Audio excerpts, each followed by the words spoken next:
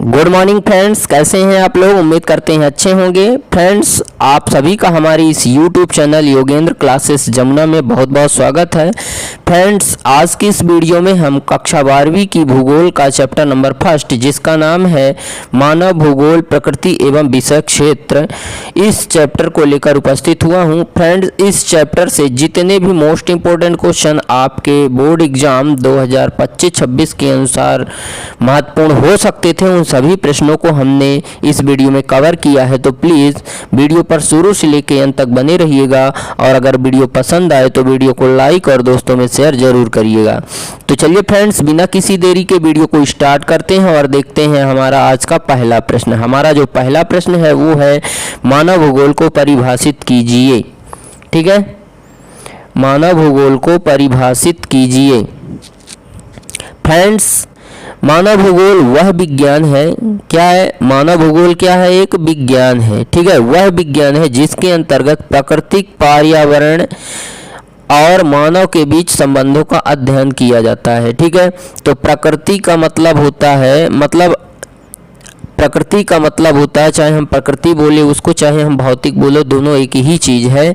तो प्रकृति पर्यावरण यानी ऐसा पर्यावरण जिसके बनाने में मानव का कोई योगदान ना रहा हो। ठीक है, वो प्रकृति पर्यावरण कहलाता है। जैसे जल, पर्वत, पठार, मैदान। ठीक है, तो ये सब प्रकृति है। पेड़ पौधे, जीव जंतु, ये सब प्रकृति पर्यावरण है। तो प्रकृति पर्यावरण और मानव के बीच संबंधों का अध्ययन किया जाता है। ठीक है, मानव के बीच, ठीक है, मतलब प्रकृति और मानव इन दोनों के बीच संबंधों का अध्ययन ही क्या कहलाता है, मानव भूगोल कहलाता है। ठीक है, यहाँ पर एक भूगोलवेत्ता हैं एलन सी सेम्पल, जिन्होंने जो है तो मानव भूगोल की परिभाषा दी है। उन्होंने कहा है कि मानव भूगोल अस्थिर पृथ्वी, अस्थिर यानी इसलिए क्योंकि पृथ्वी तो घूम रही है, ठीक है, इसलिए वो अस्थिर है।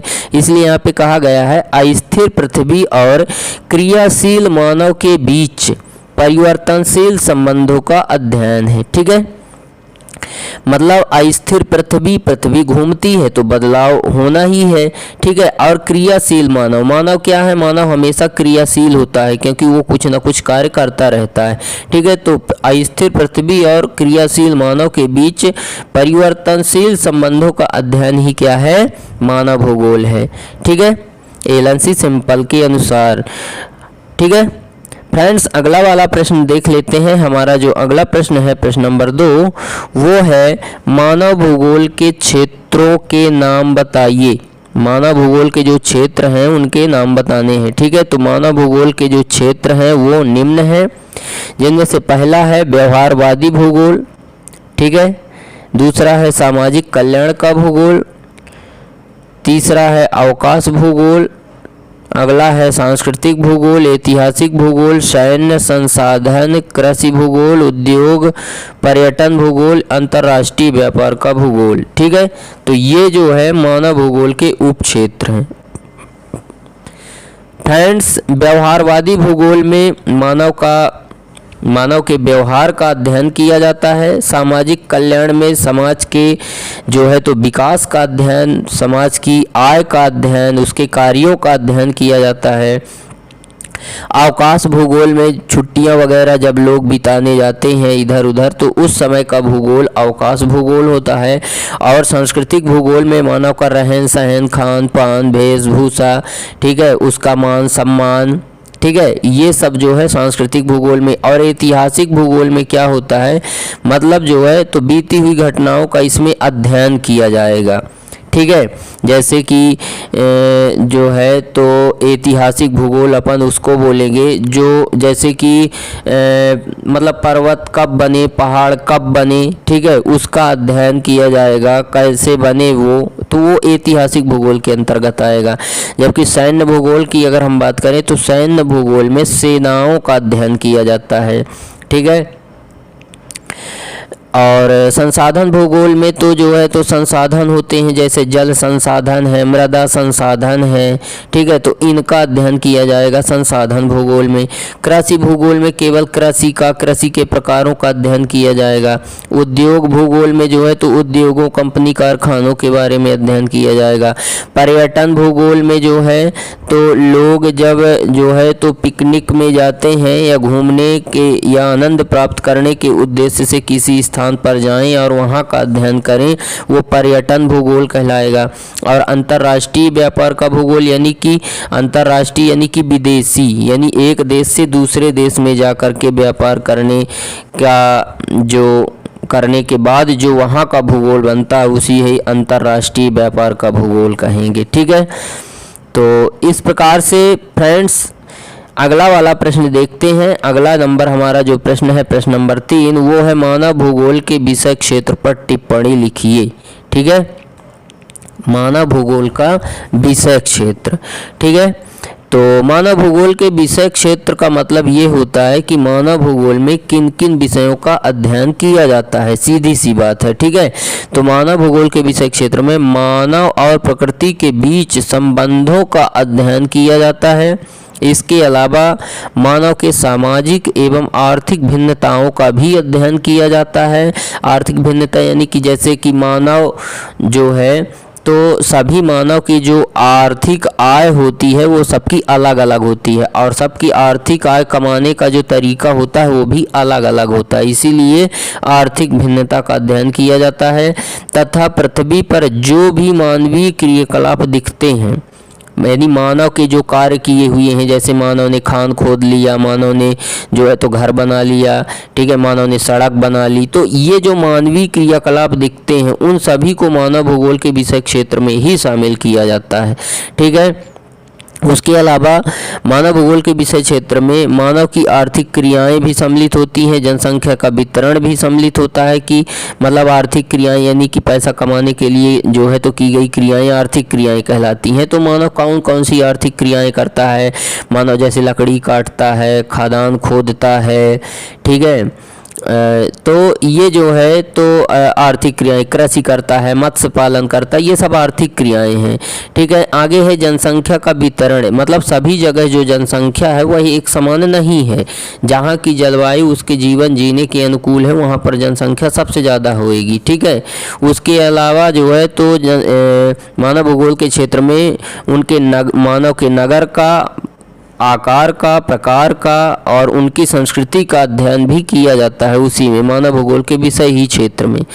आगे है मानव भूगोल के विषय क्षेत्र में जनसंख्या भूगोल का, जिसमें जनसंख्या का अध्ययन, आर्थिक भूगोल का अध्ययन, सामाजिक भूगोल, सांस्कृतिक भूगोल, नगरीय भूगोल, राजनीतिक भूगोल और प्रवास भूगोल का भी अध्ययन किया जाता है मानव भूगोल के विषय क्षेत्र के अंतर्गत, ठीक है। फ्रेंड्स अगला वाला जो हमारा प्रश्न है, प्रश्न नंबर 4, उसको देखते हैं। 4 नंबर वाला जो प्रश्न है वो है मानव भूगोल की कोई एक मान्य परिभाषा, मतलब मान्य परिभाषा यानी कि जिसको सब लोग मानते हैं, ठीक है, जिनको बहुत सारे भूगोलवेत्ताओं ने सही माना है, तो वो वाली परिभाषा देना है, ठीक है। तो अमेरिकन भूगोलवेत्ता एलन सी सिंपल की जो परिभाषा है मानव भूगोल की वो सबसे मान्य परिभाषा है, ठीक है। तो उनके अनुसार मानव भूगोल अस्थिर पृथ्वी और क्रियाशील मानव के बीच परिवर्तनशील संबंधों का अध्ययन है, ठीक है। यही मानव भूगोल की परिभाषा है, एक मान्य परिभाषा, ठीक है। एलन सी सिंपल की जो परिभाषा है मानव भूगोल की वही एक मान्य परिभाषा है, ठीक है।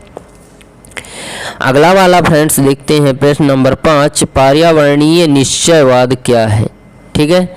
तो पर्यावरणीय निश्चयवाद का अर्थ है मानव के हर कार्य, ठीक है, मानव के हर कार्य प्रकृति शक्तियों द्वारा नियंत्रित किए जाते हैं। मतलब उस समय जो है तो मानव प्रकृति का गुलाम था, ठीक है, और प्रकृति जो है तो हावी थी मानव पर, मानव उसकी पूजा करता था।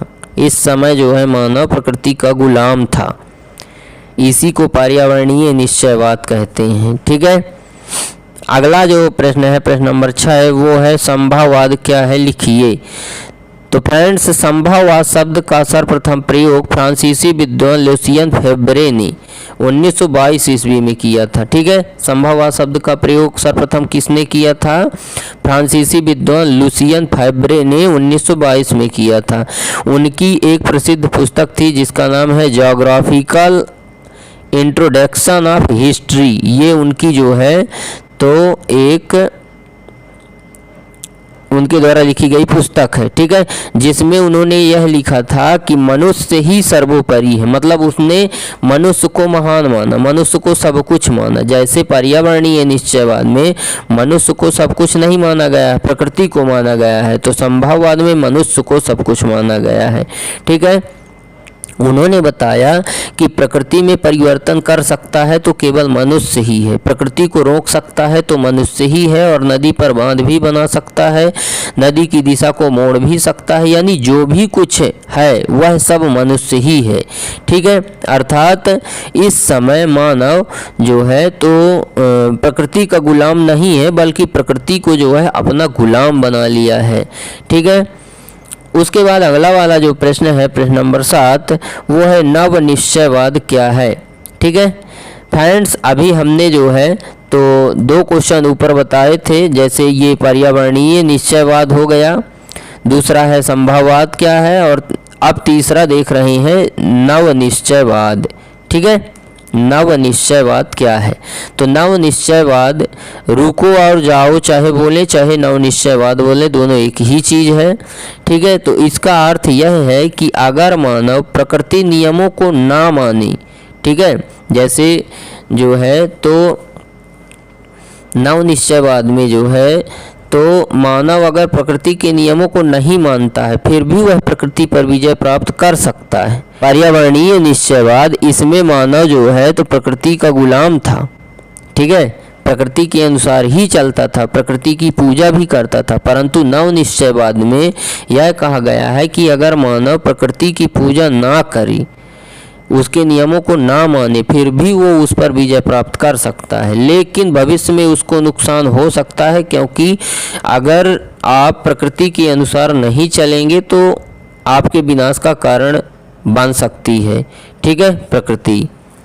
ठीक है, जैसे कहने का मतलब कि अगर धान का सीजन है, धान बोने का सीजन है, अगर आप उस सीजन में गेहूं बोएंगे तो क्या गेहूं उत्पादन देगा, और गेहूं वाले सीजन में अगर आप धान बोएंगे, धान लगाएंगे तो क्या धान का उत्पादन मिलेगा? नहीं मिलेगा ना। तो बस वैसे ही प्रकृति के अनुसार चलना चाहिए। ठीक है, जैसे जो प्रकृति कह रही है, ठीक है, वैसे ही हमें करना चाहिए, तभी तो अपना विकास है। ठीक है फ्रेंड्स, अगला वाला देखते हैं, अगला प्रश्न नंबर देखते हैं, प्रश्न नंबर 8, उसको देख लेते हैं। मानव का प्रकृतिकरण किस पर निर्भर करता है, स्पष्ट कीजिए। प्रकृतिकरण, मानव का प्रकृतिकरण, यानी प्रश्न यह कह रहा है कि मानव जो है तो प्रकृति का गुलाम है। ठीक है, मानव क्या है? प्रकृति का गुलाम है। किस प्रकार से, बताइए। ठीक है, तो मानव प्रकृति के कारण के मानव का प्रकृतिकरण से तात्पर्य यह है कि प्रकृति के ऊपर मानव की निर्भरता देखी जा सकती है, यानी कि मानव पूरी तरह से किस पर अपने जीवन यापन के लिए निर्भर है? प्रकृति पर। कैसे? क्योंकि मानव यह समझता है कि प्रकृति से ही हमें फल फूल प्राप्त होता है, ऑक्सीजन प्राप्त होती है, मांस प्राप्त होता है, वस्त्र प्राप्त होता है, इसलिए मानव प्रकृति का गुलाम है। इसीलिए मानव प्राचीन काल में पेड़ पौधों की पूजा किया करता था। कुछ जगहों में आज भी यह प्रथा प्रचलित है। तो इस प्रकार से प्रकृति मानव को प्राचीन काल से अपना गुलाम बनाई हुई है, यानी कि जो है तो मानव पूरी तरह से प्रकृति का गुलाम है। ठीक है फ्रेंड्स, अगला वाला प्रश्न देखते हैं, प्रश्न नंबर 9, उसको देख लेते हैं। वो है प्रकृति का मानवीकरण। मैंने अभी बताया मानव का प्रकृतिकरण। अब दूसरा प्रश्न जो हम बताने जा रहे हैं वो है प्रकृति का मानवीकरण। मतलब इसमें मानव प्रकृति का गुलाम नहीं है, प्रकृति गुलाम हो गई है मानव की। ठीक है, जैसे प्रकृति का मानवीकरण से तात्पर्य यह है कि मानव के कार्य प्रकृति पर देखे जा सकते हैं। मतलब मानव ने क्या किया है? प्रकृति को अपने अनुसार ढाल लिया है, ठीक है। इसीलिए उसके कार्य देखे जा सकते हैं। जैसे प्रकृति में यानी पर्वत प्राकृतिक होता है, तो पर्वत में उन्होंने समतल क्षेत्र बना दिया है मानव ने, यानी प्रकृति पर नियंत्रण कर दिया, बदलाव ला दिया।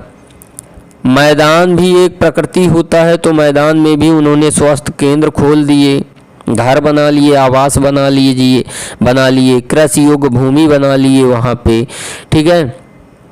विशाल नगरीय विस्तार करना, ठीक है, चारागाह, उद्यान खोलना आदि ये सभी कार्य मानव ने प्रकृति के ऊपर किए हैं, ठीक है।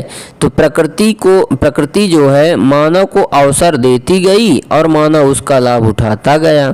जबकि एक समय था कि मानव प्रकृति का ही गुलाम था, लेकिन धीरे धीरे उसने उपकरणों और तकनीकी की सहायता से प्रकृति को अपना गुलाम बना लिया, ठीक है।